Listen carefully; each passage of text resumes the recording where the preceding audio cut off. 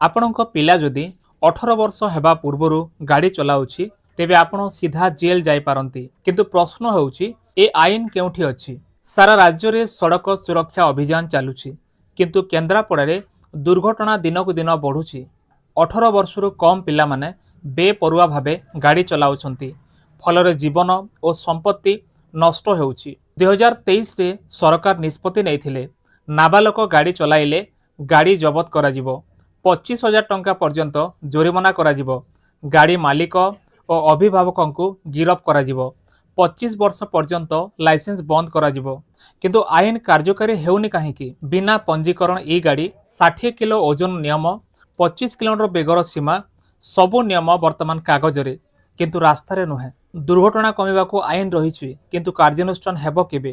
ନାବାଳକ ଗାଡ଼ି ଚଲାଇବା ଉପରେ କଡ଼ା ରୋକ ଦରକାର। ଭିଡ଼ିଓକୁ ସେୟାର କରନ୍ତୁ, ଅନ୍ୟମାନଙ୍କ ଜୀବନ ବଞ୍ଚାନ୍ତୁ।